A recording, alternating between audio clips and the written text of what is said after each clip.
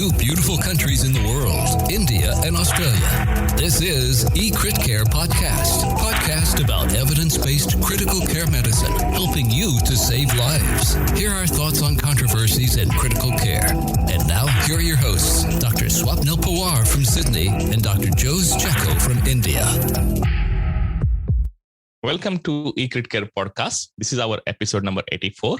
And as usual, I'm joined by my co-host, Dr. Jose Checco. Welcome, Dr. Checco. Hi, Swapnil. Great to be back. Welcome, everyone. It's a festive season in India at the moment. And even in Australia now, we are started seeing almost zero cases of COVID, which is a great thing.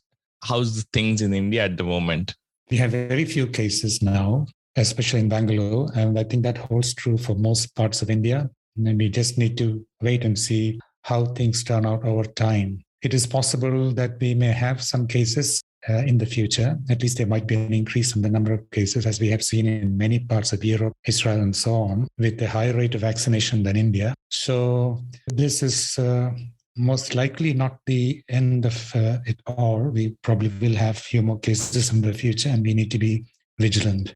I agree with you. I guess what we are seeing in Europe and UK at the moment, that despite vaccination, the number of cases are quite high. So hopefully there won't be a repetition of second wave in this part of the world again. So fingers crossed.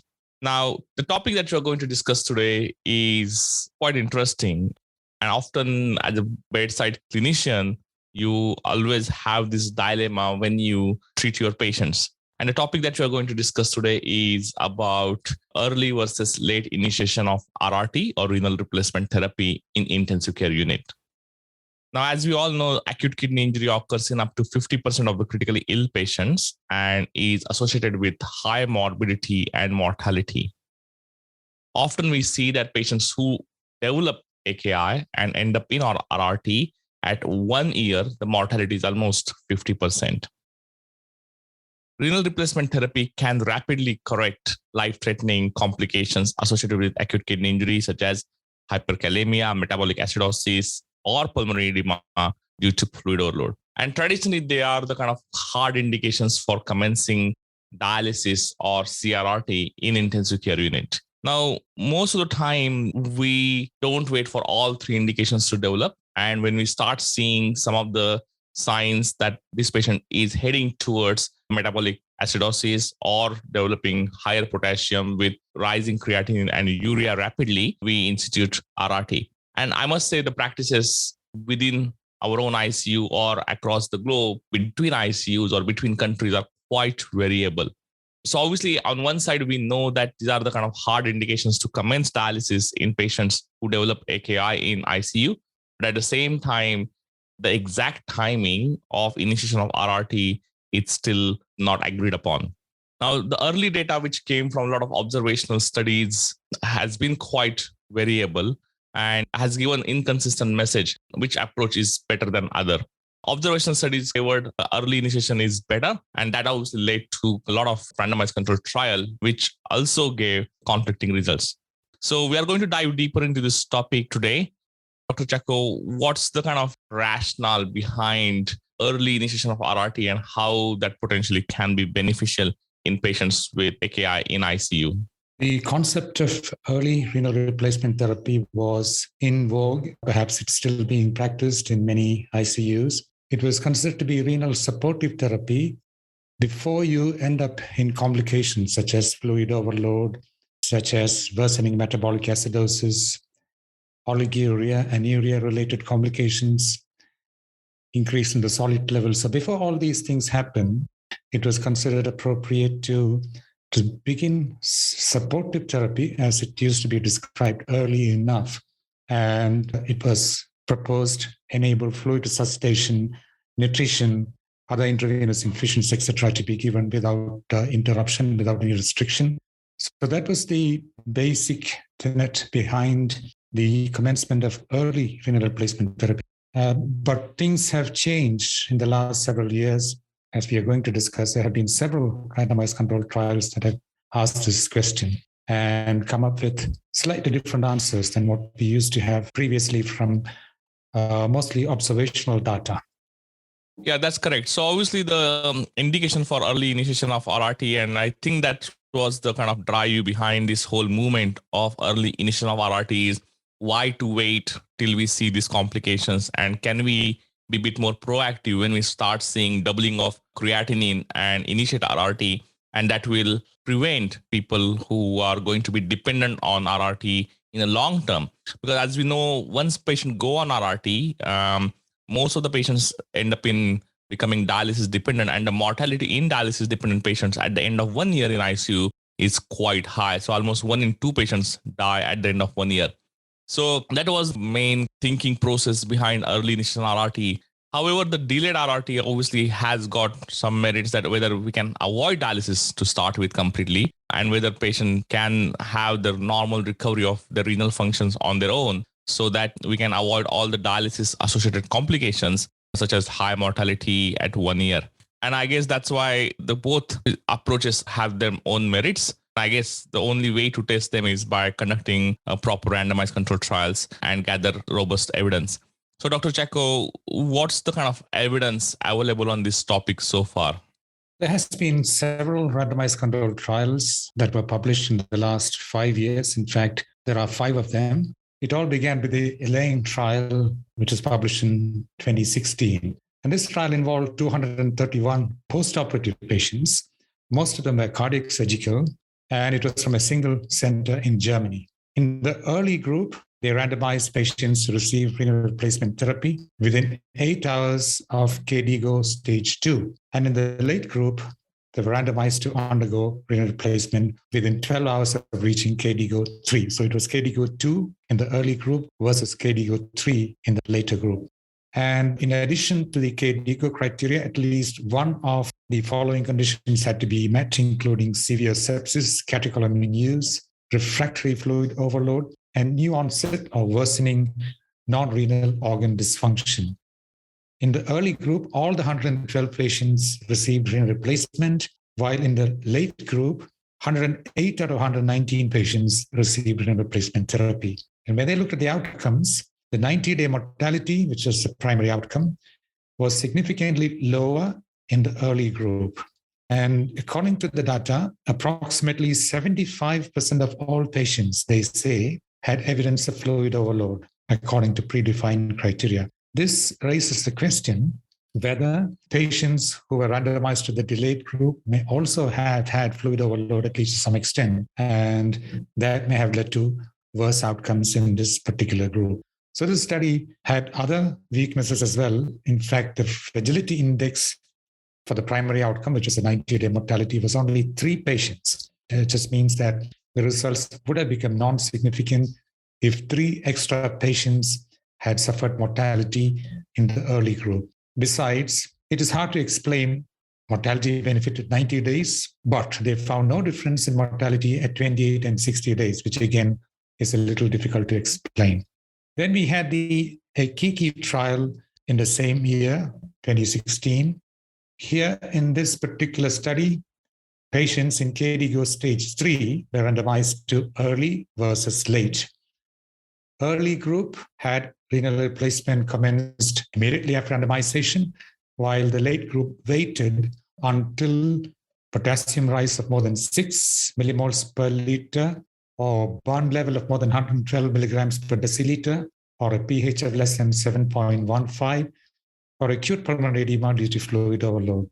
In the early group, 98% of patients underwent renal replacement therapy, while in the late group, only 51 patients underwent renal replacement. So approximately half of these patients who were randomized to receive late renal replacement did not, in fact, require renal replacement therapy at all. And in this particular study, contrary to the ELAINE study, there was no difference in mortality between the 2 groups on day 60, which is the primary outcome. So this study went to show that waiting might actually result in spontaneous renal recovery in many patients. Subsequently, we had the IDEAL ICU study 2 years later. This was a French multicentric study which randomized patients in early stage septic shock in Rifle F class. Early group received renal replacement within 12 hours of documented stage F, while the late group underwent renal replacement after 48 hours if renal recovery had not occurred by then. The primary outcome in this study was again 90-day mortality, and the study was actually stopped for futility after a second interim analysis, and they found no difference in the 90-day mortality between the early and the late group. So this study again strengthened the belief that waiting in patients with rifle F classification may not lead to worse clinical outcomes. A more recent study, the START-AKI, which was published in 2020, included critically ill patients from 168 sites across 15 countries. So it was a real multi-centric study. They were randomized to receive an accelerated or a standard strategy of renal replacement therapy. Patients were KDIGO stage 2 or 3, and the treating physician should consider that there was sufficient equipoise in choosing between an accelerated strategy compared to a standard strategy. So it was left to the physician and left to his judgment of equipoise to decide whether to commence accelerated strategy or not. In the accelerated group, renal replacement therapy was commenced within 12 hours of randomization, while in the standard strategy group, renal replacement was initiated if there was metabolic acidosis with a pH of less than 7.2, potassium of more than 6, fluid overload with hypoxemia, or persistent AKI lasting more than 72 hours after randomization. The primary outcome was 90-day mortality. There was no difference between the accelerated group versus the standard strategy group.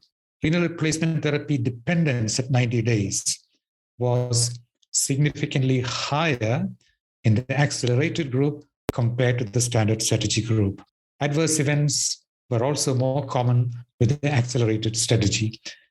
There was no difference observed in the composite all-cause mortality and renal replacement therapy at 90 days. Besides, there was no difference in the ICU 28-day mortality either. The number of RRT-free days at 90 days, ventilation-free days, and vasopressor-free days at 28 days were also not significantly different. So this study actually showed that if you use an accelerated strategy for patients with KDIGO stage 2 or 3, it might actually lead to harmful clinical outcomes. The newest randomized controlled trial in this series was the AKIKI 2 trial by the same investigators who performed the earlier AKIKI trial. And they compared what was in fact 2 delayed strategies among critically ill patients who were on mechanical ventilation or catecholamine infusion and in KDIGO stage 3 of AKI. So they didn't look at early versus late. They were looking at 2 delayed strategies. Patients were oliguric or anuric with urine output less than 0.3 mils per kilogram per hour or less than 500 mils per day for more than 72 hours, or had a blood urea nitrogen level of between 112 and 140 milligrams per deciliter. In the delayed group, renal replacement therapy was carried out within 12 hours after meeting the above criteria, while in the more delayed group, renal replacement therapy was postponed until the blood urea nitrogen concentration was 140 milligrams per cent or higher, or if an urgent requirement for renal replacement arose in the meantime. So it was delayed versus more delayed. The primary outcome was the number of renal replacement free days until day 28. There was no difference between the delayed and more delayed strategies. It was 12 days versus 10 days. However, one of the important findings was that on multivariable analysis, one of the risk factors associated with 60-day mortality was a more delayed strategy. Other risk factors were a higher SAPS-3 score and requirement for mechanical ventilation. So this study actually showed on multivariable analysis that if you wait for too long, it might actually worsen outcomes, as in an increased 60-day mortality.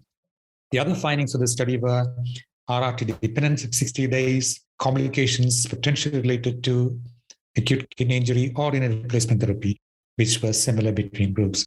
So these were the 5 studies. In fact, all of them support the view that waiting for a reasonable period of time is unlikely to lead to worse clinical outcomes, and perhaps it will reduce the number of complications and perhaps even reduce RRT dependence if you wait for a reasonable period of time, except for the ELAINE trial, which had its own weaknesses in that it was a single-center trial, mostly post-operative, and as I mentioned, with a very low fragility index, and the question of fluid overload among the late group also arises. So the message seems to be from these studies that waiting for a reasonable period of time might actually result in more favorable clinical outcome. Thanks, Dr. Chacko. So I agree with you and what the evidence shows, and also that has been reflected in the several meta-analysis conducted, which included these trials. I guess one of the challenge in interpreting this meta-analysis or these trials is lack of consistency in terms of definition of what actually early RRT means and what does delayed RRT strategy mean. And there is no hard and fast definition of after a certain number of days or hours, because early and delayed kind of used in the context of timing of initiation of RRT. And when you look at some of the even landmark trial like START-AKI, time from the randomization was 6.1 hour in the early RRT group versus it was 31 hours in the standard group. So the delay was only by 1 day. So it was not wait for next 2 days, 3 days, then whether the outcomes might be different. So we don't know that. However, Akiki 2 trial showed another interesting finding that if you wait too long, then obviously the outcomes will be worse. So what is the kind of that sweet spot between waiting adequately versus waiting too long? And how the bedside clinician should make a judgment call as when to then initiate RRT, how delayed we can initiate RRT. That guideline or guidance is still not available, and it's pretty much still quite a subjective matter. So obviously you look at the patient clinically and you look at some of the complications that patient is developing due to anuria and oliguria, and look at the blood parameters such as urea, creatinine, and electrolyte and acid-base balance, and then kind of decide this might be the timing to initiate RRT. Also, the primary outcomes which were used in these different studies were quite different. So it's very hard to then put them in one basket and conduct systematic review and meta-analysis and then come up with the final answer. Having said that, when you use 28-day mortality or 60-day mortality and also 90-day mortality, the most of the studies have shown there is no difference between the early and late RRT as a cumulative outcome of the meta-analysis. The challenge in the delayed RRT group, though, patient might not be alive by the time they reach to that decision point of commencing the RRT. And I think that's what's reflected in most of the trials, that most of the patients who were randomized to early RRT ended up in getting dialysis, while only 62.5% of the patients ended up in getting RRT in delayed strategy, because some of them might have already died in that group. So it's a quite interesting dilemma, which has got obviously now more information available, but it's still quite hard to say with very confidence that delayed strategy is definitely better for all patients with AKI in ICU. So what's your current practice in your ICU, Dr. Chacko?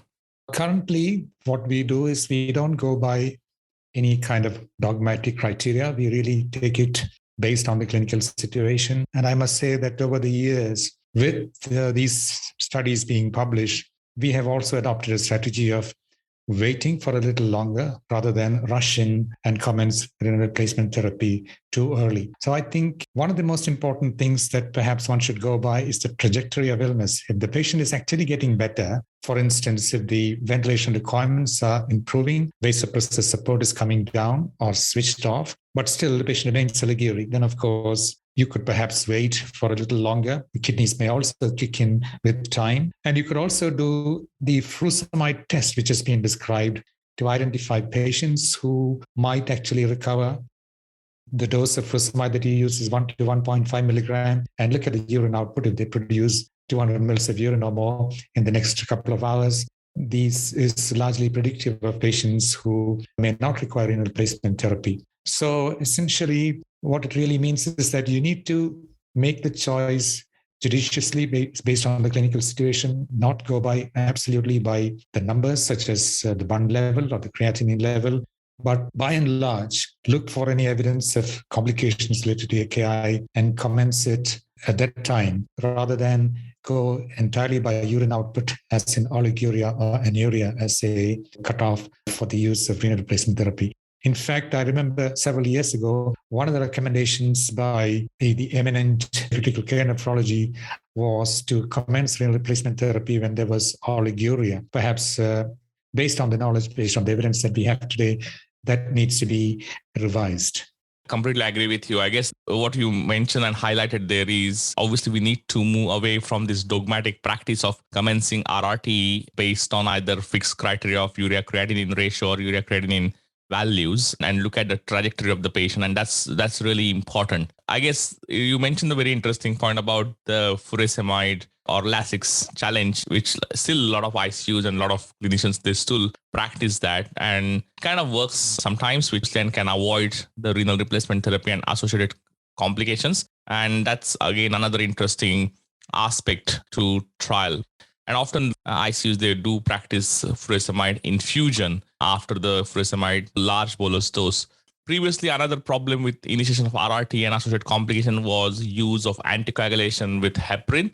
And that used to complicate a lot of matter because most of the patients with sepsis or trauma or other injuries will have contraindication to use heparin as a anticoagulation. But now with the availability of the citrate and with the membranes or the filters are getting very technologically advanced, I guess the associated complications with CRRT are getting lower and lower. So I guess overall we are seeing that now the CRRT seems to be the favor and the associated complications are much less than the last decade or so. Because previously, even if you see some of the trials, they use intermittent hemodialysis as a modality of dialysis in those trials. Obviously, START-AKI used CRRT as a modality, which is the most common methodology in ICU now. So overall approach is now favoring the delayed strategy of commencing the RRT and waiting and seeing the patient trajectory rather than following the dogmatic practice of commencing the RRT early based on some of the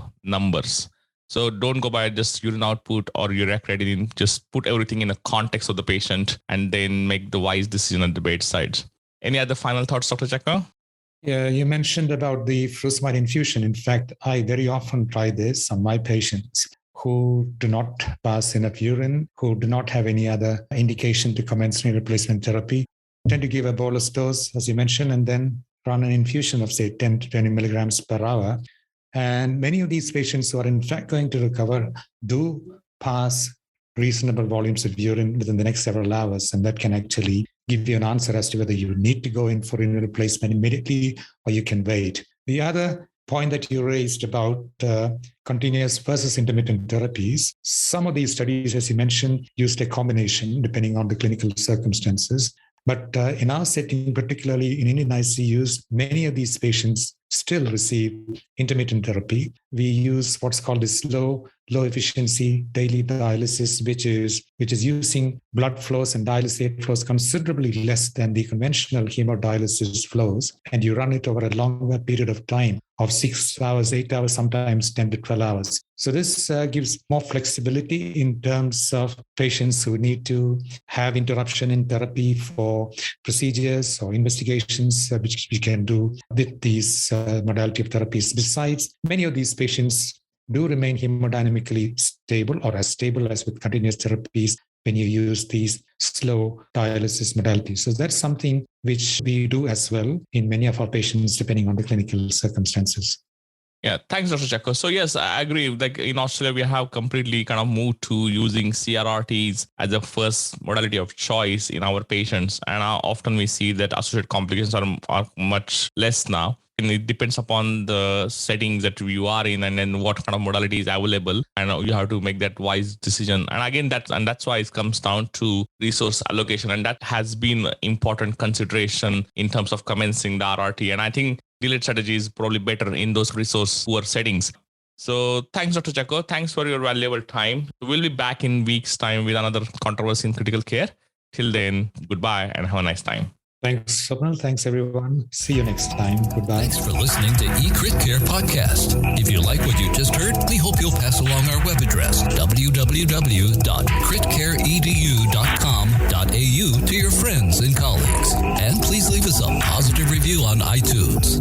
Be sure to check out our archive section on our website for previous podcasts. Check us out on Facebook at Critical Care Education. Join us next time for another edition of eCritCare Podcast.